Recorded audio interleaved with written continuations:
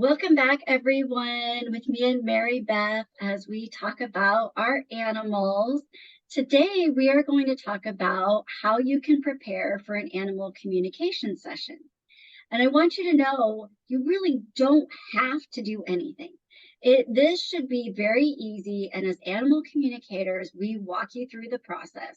But there are some things that you can do to make the session even better. Yes, yes. Our goal today is to take the guesswork and kind of the nerves, or as much of the nerves, out of this whole process as possible. I know many of you are getting into the holiday spirit at the time of our recording and maybe thinking about gift certificates or even connecting with your pet with using one of us as animal communicators. And like I said, we just want to make this process as easy for you as possible and take some of the stress and anxiety out of it by showing you a couple little tips and tricks on what you can do before the session to make it the best session possible. So you've already sent in your picture, you've already requested a consultation for us. What's the next step? I think one of the top things that you should do is kind of talk to your animal about it. Kind of you can even just be a quick word or, a little bit longer, but kind of let your animal know what's happening and kind of giving them some permission to talk with us. I have had animals before that are kind of like, what's going on? What is this? I don't know. Who are you? Yeah. And so I've had to explain, like, your mom or your dad asked me to talk to you. And that happened early on in my practice. And so I started telling people, give them permission, let them know I'm going to talk. And now sometimes they'll just start talking and they'll answer the questions before I even start. So also you can let them know what your questions are going to be. Yes. That takes us back to having an intention for the session, and what you want to get out of it is very important. And as animal communicators, we can't always solve all the problems, but what we're doing is asking your pet their opinions or their feelings about what might be going on. So with that in mind, you can think about what the best possible outcome might be and what questions you might have that we can ask to help you get that information. Yeah, exactly. I always ask people to save questions until, our session. And but people are going to have questions and people are going to have intentions. And if you haven't, that's the biggest job that I would ask people to do is kind of come up with your intention. What do you want to get out of our meeting together? Your animal will already pick up on it, but giving that vocalization sometimes helps us as humans to kind of get in that space and get that kind of intention going. And so I've had some people write down questions. Sometimes people will go on questions based on what we're talking about. So don't worry about having a specific number of questions. Don't worry about contacting us before with questions because we will ask you to just kind of hold them off. But if you wanted to talk with the animal or kind of sit with them before we meet, that would be helpful. The other thing I strongly suggest that people do is kind of create time to make a space kind of before we connect. And what I mean by that is you're kind of getting grounded. That can be taking a few breaths. That can be, going through a whole meditation if you want, whatever serves you best, but kind of setting yourself up to receive the information and kind of to be in the right mind space, if you will, to hear the animal. Because the other thing I find is the animals will get worried if you're worried, or there may not be a lot of information coming through if there's a lot of anxiety, rushing, things like that, so give yourself time to come home, give yourself time to go to the barn, give yourself time to go wherever you want to go, just so that you have space. Speaking of which, the animal does not have to be present. What do you think, Denise? Well, I want to mention too that if you're rushing around or if there's a lot going on, the animal will feel that. And that can sometimes come through in the reading. I can feel if somebody's kind of frazzled. I also sometimes pick up on anxiety. So it can be anxiety from the person, but the animal can pick up on that as well.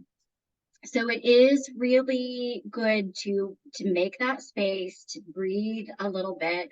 Also, if people are anxious before reading, I would encourage you to email me, because sometimes, people are fearful that something bad is going to come up, that Yes, I've had that. the animal's going to say something that they don't like. And so I like to help people prepare in that way, because I always set the intention that the reading is for the greatest good. And so the information, if there's anything that's not uh, necessarily positive, my intention is that they bring it through so that we have a solution, so that we can address something, so that there's actually a purpose for it. So I do try to help in that regard if people are feeling anxious. I also wanted to mention about something else you said about the animal having to be there. Yes. Um, the animal doesn't have to be in front of the screen. If we're doing this on the phone or over Zoom, the animal doesn't have to be sitting next to you. They don't have to be awake. Yes, yes. Some people will go get their animals and put them in front of the camera, and you don't have to do that, because we are connecting to their energy. And most animals don't acknowledge really that we're talking to them.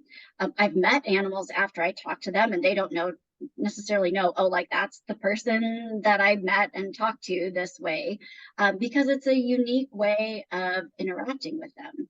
And just like we can talk to animals who have passed that are on the other side, you're not doing anything to make sure that they're in the room. Although, if we are talking to your animal who's passed, I still recommend that you tell them we're going to talk to them. You can still talk to them. They hear you before the session. So in that regard, I do still ask them to be present. But you don't have to go out of your way to do anything to have the animal there. No, that's a big thing. I've told people were worried, and they've asked me, do I need to be at the barn? Do I need to be, does the animal need to be alert? And, biggest thing I answer to them is wherever you feel best, because the animal can come in. I'm in North Carolina, and I've read for West Coast and just different things like that. The energy will travel. We can connect. You don't have to physically be near the animal, and the animal doesn't need to be physically alert and awake. I always tell people whatever's going to help your ease, and like how you said, the anxiety, whatever's going to lessen the anxiety, because the other big thing I recommend to people is just come with an open mind.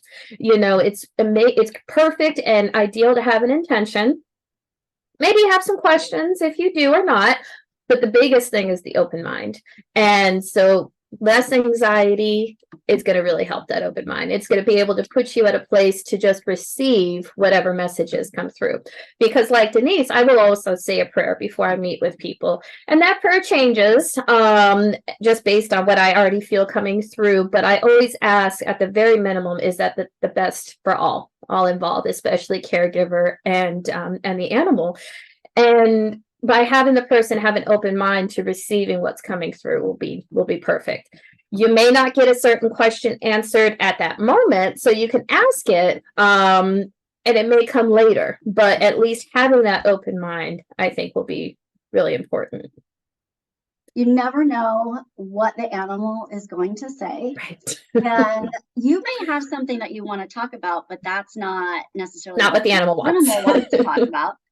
So I always open the session first to see what they bring up and what comes through, and then get to the questions. And I will say, I do ask, I have a place for people to put questions when they create the appointment. However, I don't need to know the questions ahead of time. Right. We're going to ask them while we're doing the session. So it's more so we know what direction we're going in, so we don't forget anything. If you do have questions you want to make sure that we get to. But sometimes things come through in a session and we don't necessarily know exactly what they mean. There have been times where an animal was talking about something and the person on the other side is just like, I'm not sure, that doesn't mean anything to me, but it often will later. So yes, very true. Have time after the session to kind of integrate a little bit, to leave space, to kind of process some of the information that comes through. And sometimes they talk in symbols, sometimes there's metaphors. So there can really be a lot to take in during a session. And that's where the open mind is really helpful. That we are trying to interpret their language into English using our words. Sometimes I have trouble with that. Sometimes I have trouble finding the exact word for what I'm trying to say. And so, coming with an open mind, we work together to make sure that we understand everything that your animal's trying to tell you. Yes. And I think you bring up a good point too, that's making me think sometimes what your goal is you may not be prepared for what your goal is. What I mean by that is I've had a couple of readings I can think of where the animal wanted to talk about things that were going on with the caregiver. And it almost turned into a counseling session, if you will. I mean, not really, but they wanted to talk about the caregiver because they were really worried about that. And so, yeah, having the open mind, because again, the intention is what's for the highest good for everybody involved. And sometimes there may be things that come up that you may not have been expecting or kind of planning on going a certain route, but it was things that needed to come out, so, and to kind of help put everybody at ease. And I still got the questions at the end with that person, but yeah, it turned out to be a very healing and amazing session between the two of us, or three of us, I should say. I had a cat one time that told me that they needed to move. They need a different apartment. And so sometimes the things that come up are big changes, big intense things for the people involved as well. But our animals are so involved in our life that sometimes they know what's going on before we even do. So yeah, it's just being open to whatever might come through. And I always ask people too, if you don't want to go into something in a certain area, to let me know. If you're kind of like, I'm not prepared for that, I don't want to talk about me, something like that, we can always ask different questions to the animal or redirect them or let them know our intentions and share that with them as well. So, exactly. Yeah, it's a conversation. It's a conversation with everybody. So yeah. Yes. Yeah. Awesome. Well, just kind of to recap, the biggest thing is to talk to your animals. Come, set the intention, set the space before you meet us, and come with an open mind. Definitely plan some time before and after.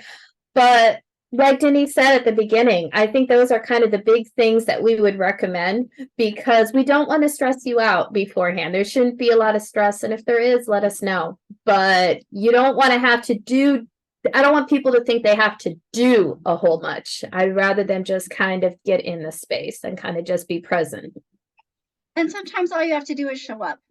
Yes. That's the most important thing, is to be there for your animal. And so we would love to help talk to your pets for you. Please let us know, comment if you have questions about sessions, anything that you might like to know, or other topics that you might want to see in other videos. Yes, please do. And don't forget to hit subscribe.